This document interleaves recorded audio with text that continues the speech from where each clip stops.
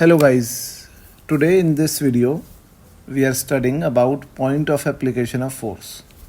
So I'll just remind you about the center of mass, and we already studied in previous chapter that center of mass is an imaginary point where the complete mass of the system can be assumed to be concentrated, as well as we in 90% of cases assume that the center of gravity is same as that of center of mass. So we concentrate the complete gravitational force at that point, which is called as center of mass. So similarly, the point of application of force can also be called as center of force, or we can say that it is a point where if we concentrate all the forces acting on the system, and then it will produce no change in the rotational effect on the system, and there is no change in the translational effect on the system.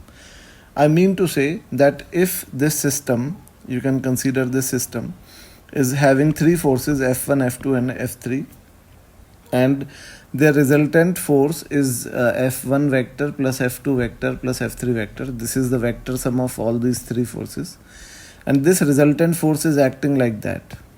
So let us consider this point D, and let us concentrate the resultant force on this point D acting in the same direction, which is the resultant of these three, like that.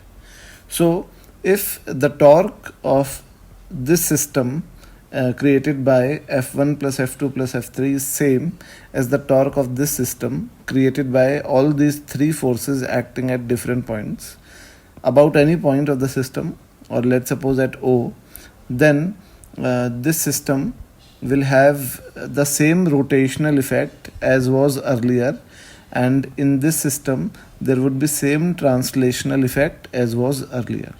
So this is the point of application of force, and it might be possible that most of you people are not getting my point. So I'll be demonstrating my point by one example in this question only, in this video only.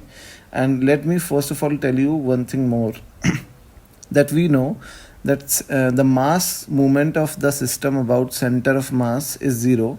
So therefore we can also say that the torque of the complete system about point of application of force is also zero, because because the net force of the system is passing through the point of application of force. So the torque of the system about that point will also be zero. Now let us take an example for your better understanding.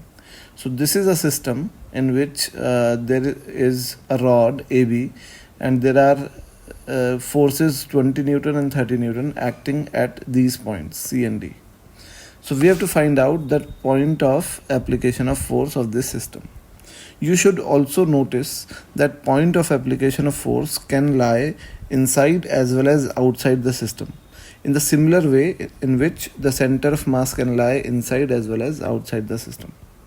So what we'll do, let's suppose first of all we'll find out the net force acting on the system. So the net force acting on the system is minus 10 J cap. You can see that 30 Newton is acting in the downward direction and 20 Newton is acting in the upward direction. So the net force acting on the system is minus 10 J cap.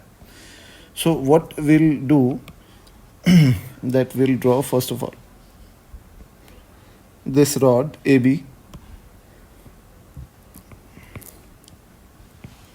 and let us concentrate this force, which is net force F net, which is 10 Newton, and obviously it is in the downward direction, therefore F net is drawn in the downward direction. Let us find out the distance of this point of application of force from A. So let's suppose it is at a distance of x from A.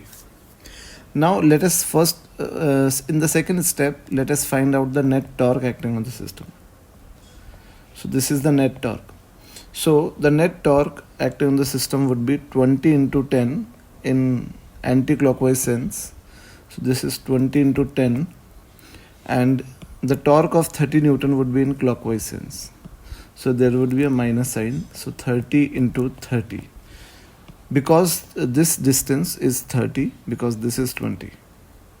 So the net torque acting on the system is, this is 200 minus 900. So this is minus 700. This is the net torque acting on the system. Now minus symbolizes that the net torque acting on the system is in clockwise sense, because we have taken the clockwise torque as negative. So this is clockwise torque. Also we can see that the torque of F net would be in clockwise sense. So I can write the net torque as 700 in clockwise sense, CW. So we already discussed in this video that the torque produced by this net force when it is applied at point of application of force should be same. So the torque produced by this net force is 10 into x, and it should be same as that is the previous torque. So x is equal to 70 centimeters. So we can say that the point of application of force is at a distance of 70 centimeter from point A. So this is the correct answer. I hope you must have understood the point of application of force. Thank you.